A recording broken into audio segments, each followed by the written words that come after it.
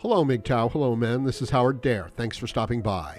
So, I want to talk about how to deal with Christmas bitches, or how to deal with holiday hoes, because this is the season. I mean, holy shit. I am dealing with so many Christmas bitches that it is unbelievable. And I think I know the reason why, okay? But I'll get into that a little bit further, along in the video. What the hell is it about the Christmas season, about the holiday season, that makes normal people turn into complete bitches?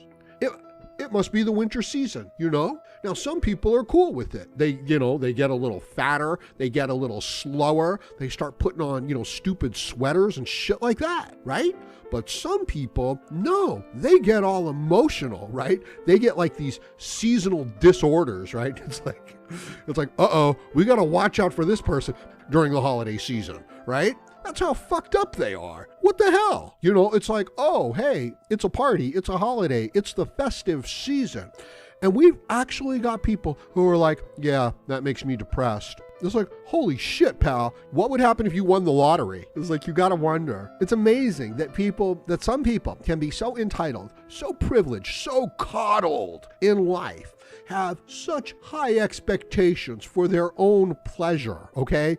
That even at a time of year when people are trying to be friendly and festive and merry, these people are like, no, I won't allow this. And you can tell that it's motivated by the idea that other people are happy. That's all they needed. It reminds me of a Democrat or a feminist. It really does. It's just like, okay, everything seems to be okay here, so I'm going to have to do something about that. It's like, it's the Puritan ethic that, like, I don't know. I think that somewhere, somebody might be having a good time and we have to do something about it. So this could be one of the origins of the Christmas bitch, right? Because you've got this early Puritan religious ethic wrapped in to the whole Christmas theme. So then that other person comes around who's coming from that, Puritan side of it. And they're just like, what do you mean people are trying to have fun? Well, that's a sin. Did you know that the Puritans that came over here to America, right? They came over here because they were so fucking intolerant that they didn't like liberal Europe. It wasn't, oh, we want to go over there and practice freedom of religion.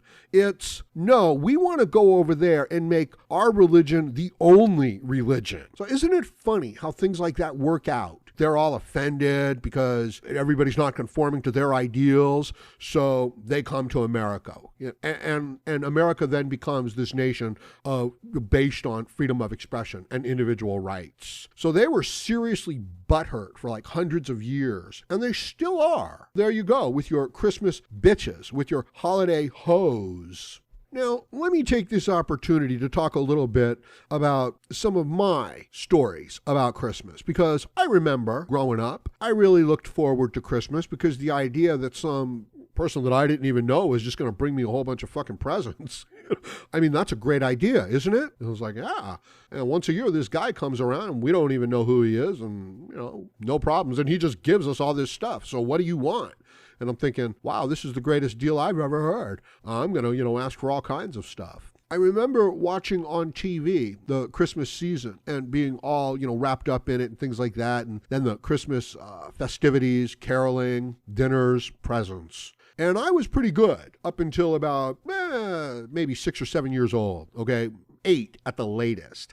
And then I started to see the signs. It's like, how the hell could Santa travel around the world in one night? And why the hell are there multiple Santas? Like some on this street corner, some on that street corner. And the Santas on television, if you look closely, for a little kid, right? They're not all the same. You could tell that like, oh, there's a really fat Santa. And then you could say, oh, there's a somewhat younger Santa.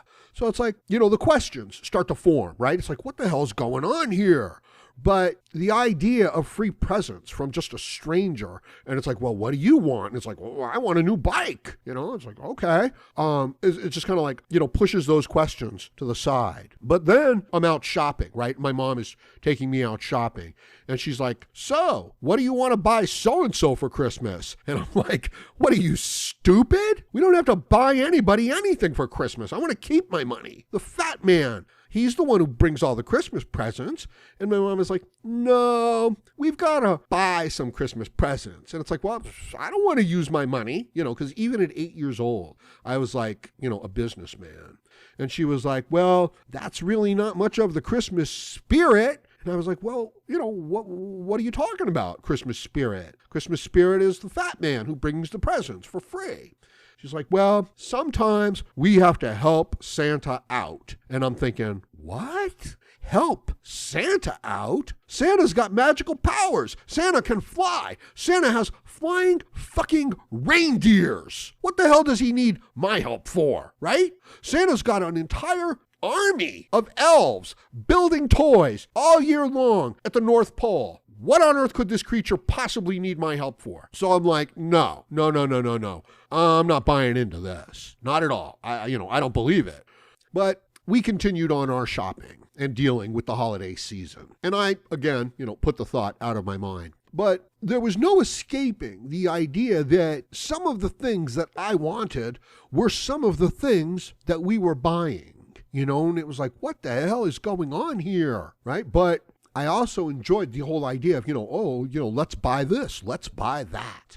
So these things are getting wrapped up, and I'm thinking to myself, what's the deal here? What presents am I going to get on Christmas Day? Because if I end up getting these presents that we're buying here, okay, then this whole Santa thing, it's a sham. It's a lie. It's bullshit. So previous to this, I had been all gung-ho about the whole thing. It's like leaving cookies and milk and stuff like that. But there, at about 8 years old, I'm thinking like, well, I'm not leaving cookies. Why would I leave cookies?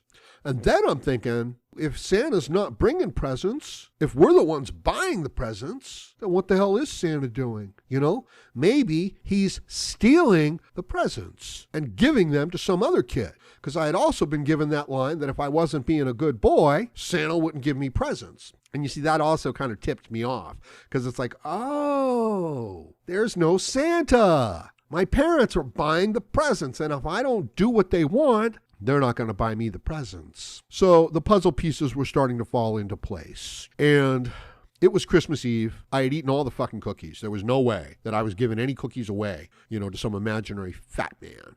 And everybody in the house was sleeping, right? And I know what was bought at the store. And I'm looking at these presents under the tree. And I'm thinking, if there was just some way that I could open up those presents without ripping up that packaging, right? And then I'm thinking, oh, okay, yeah.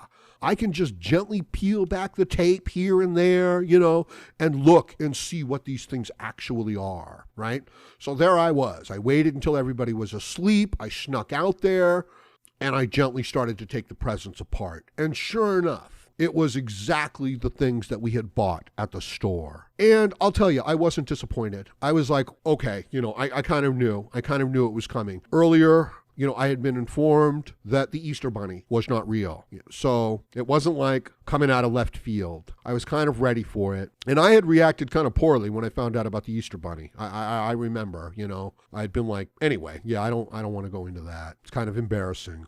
So there I was on Christmas Eve, sneak opening the presents just to find out that Santa wasn't real and that we had bought the presents all along. But I had no problem with it because I was about 8 years old. So I was like, yeah, well, it's time. I had a good run there with Santa bringing me stuff. And now I'm 8 years old. And now it's, time for me to grow up. And I have to start buying presents for other people if I want them to buy presents for me, So, yeah, just one of my Christmas stories there. So what else can I tell you to help you out with your, Christmas holiday season here and dealing with the Christmas bitches? I hope you checked out some of my previous videos where I talk specifically, how to deal with bitches, how to deal with the office bitch, and how to have a happy Christmas and holiday season.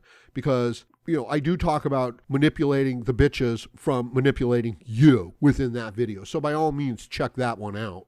Anyway, I'm going to leave it at that for now, but let me know some of your, holiday Christmas stories in the comment section below, maybe how you dealt with some of the holiday bitches that you've had to deal with. And please like, share, comment, subscribe, donate, and join me again, Howard Dare, as I plan to have more content for you. Thank you, MGTOW.